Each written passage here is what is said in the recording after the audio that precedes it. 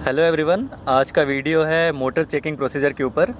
तो मोटर एक एग्जांपल देखते हैं। हमारे पास एक मोटर है किर्लोस्कर मेक का, और आउटपुट दैट इज़ 15 किलोवाट का मोटर है।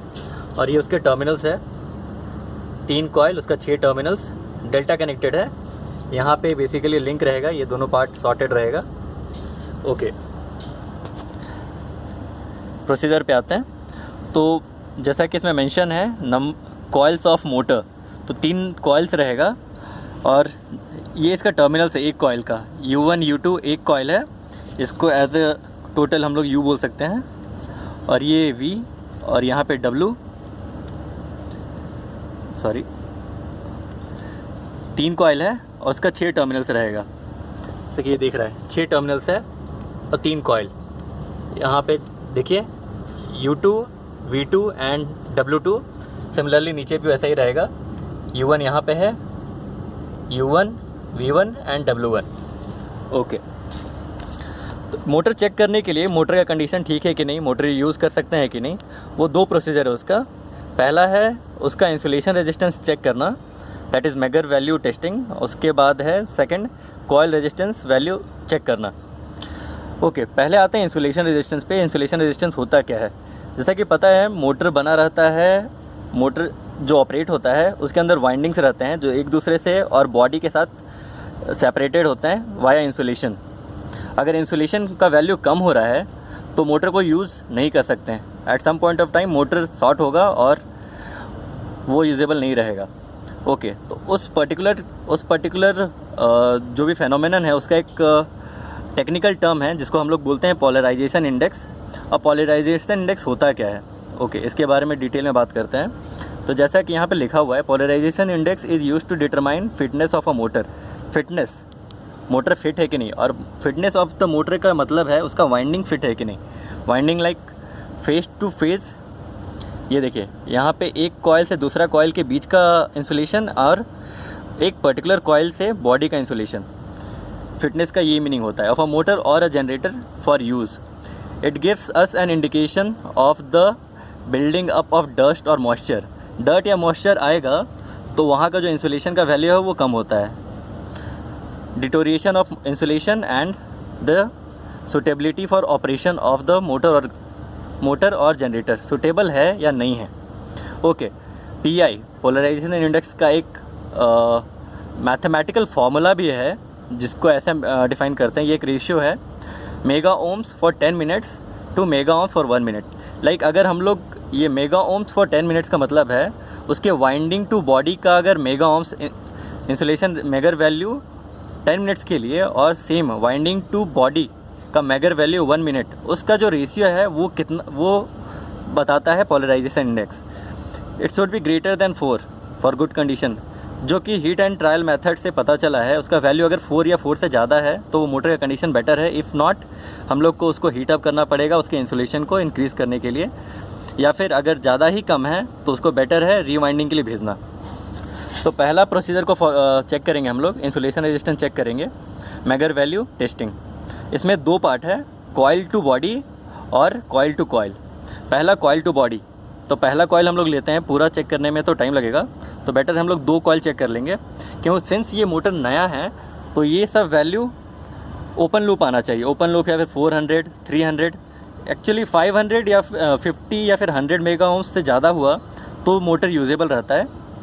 और ये वाला ये होने के बाद इस पे आएंगे हम लोग कॉइल टू कॉइल। तो पहला चेक करते हैं U1 टू बॉडी। अब U1 हमारे ये है, यहाँ पे है कॉइल U1, और बॉडी के लिए ये वाला पॉइंट ले लेंगे जो कि मोटर का बॉडी है। ओके, वो दोनों पॉइंट पे हमने टच किया। हमारे पास मेगर है, 500 वोल्ट पे सेट किए हैं, और ये टेस्ट बटन प्रेस करेंगे। 500, 800, okay, open loop, fine. Since नया मोटर है तो ओपन लूप ही आएगा, तो यहाँ पे लिख देते हैं open loop. Similarly as an example हम लोग V2 भी चेक कर लेते हैं। यहाँ पे U1 था, यहाँ पे V2 टू बॉडी। V2 ये पार्ट है, ये टर्मिनल है V2, और बॉडी यहाँ पे ले लेंगे इस बार।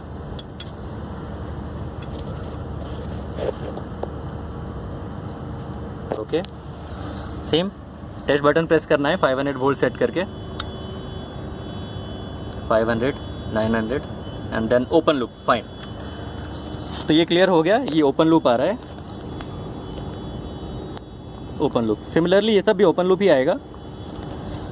नेक्स्ट हम लोग जाएंगे कॉइल टू कॉइल, एक कॉइल को दूसरे कॉइल के साथ चेक करना है। U1 कॉमन रहेगा यहाँ पे और ये चेंज होता रहेगा U2, V2 and W2। Similarly ये होने के बाद इसमें चेक करते हैं क्या करना है। अब यहाँ पे U1 कॉमन रखेंगे, ये जो पार्ट है इसको कॉमन रख के ये तीनों को वेरी करेंगे। एक जो मैगर का ये टर्मिनल है उसको यहाँ पे फिक्स करेंगे और ये दोनों को चेंज करेंगे। ओके, करते हैं। रेड वाला यहाँ फिक्स करेंगे, ऊपर ऊपर। ओके, उसको पहला चेक करना है U2 के साथ। U2 ये रहा। ओके, U1 एंड U2 ये दोनों पॉइंट पे फिक्स कर दिए हैं और इसके बाद मैगर वैल्यू चेक करते हैं।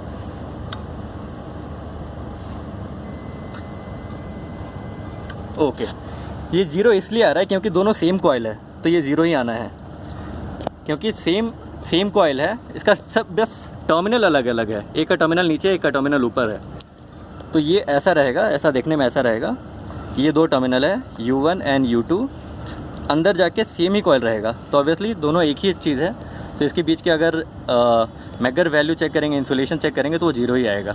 नेक्स्ट करेंगे U1 एंड V2 के बीच में, तो U1 ऑब्वियसली सेम रहेगा ये पॉइंट, एंड V2 यहाँ पे है।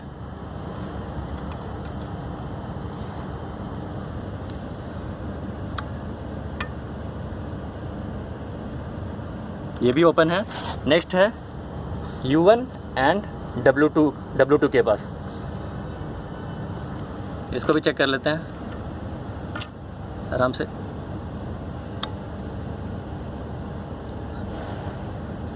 फाइन, तो दोनों के केस में सिंस मोटर बिल्कुल नया था इसके लिए ये भी ओपन लूप है और ये भी ओपन लूप है।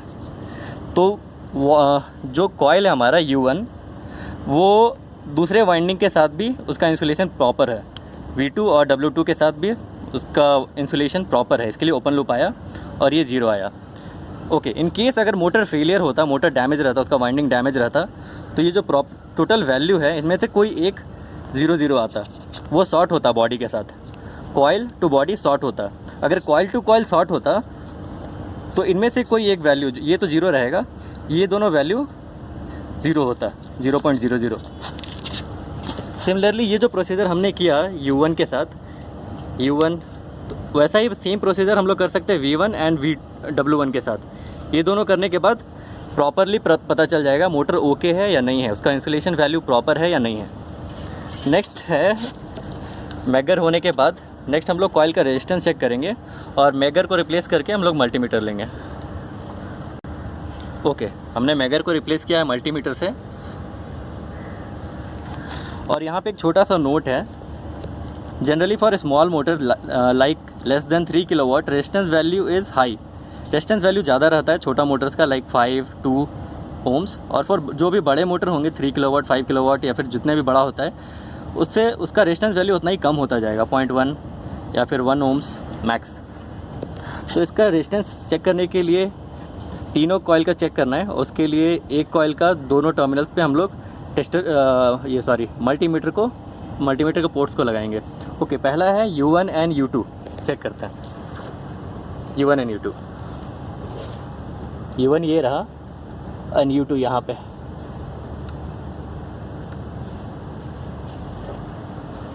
ओके, U1 एंड U2 का वैल्यू 0.9 डिस्प्ले कर रहा है, यहाँ पे लिख देंगे 0.9। Similarly V1 and V2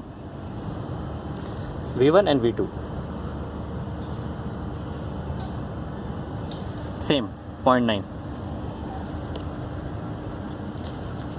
W1 W2 का भी 0.9 ही होगा, सिंस नया मोटर है तो तीनों का वैल्यू सेम रहता है। ओके, इन केस अगर मोटर का इंटरनल शॉर्ट हुआ तो ये वैल्यू डिफ़र कर जाएगा। इंटरनल शॉर्ट हुआ तो मे बी ये 0.9 रहेगा, पर ये 1.1 हो सकता है या फिर ये वैल्यू 1.5 हो सकता है। इंटरनल शॉर्ट होने के केस में ये वैल्यू डिफ़र करेगा, रेजिस्टेंस वैल्यू डिफ़र हो जाता है। ओके, एंड मोटर के टर्मिनल के बारे में पहले ही बताया था कि U1 U2 and sorry U1 V1 and W1, U2 V2 W2 इस तरह अरेंज इसलिए है क्योंकि यहाँ पे एक लिंक आएगा, ये लिंक इस दोनों को कनेक्ट करेगा, दूसरा लिंक यहाँ कनेक्ट होगा, तीसरा लिंक यहाँ कनेक्ट होगा, और जो मोटर है वो डेल्टा के फॉर्म में कनेक्ट होता है। नॉर्मली जितने भी इंडस्ट्रियल मोटर्स हैं मोस्ट ऑफ देम डेल्टा में कनेक्टेड होते हैं। तो इसका रीज़न ये था, U1 U2 U3 U1 V1 W1 U2 V2 W2। Hope videos पसंद आया होगा। ये उसका रीडिंग्स है आज का जो हमने चेक किया। Thank you.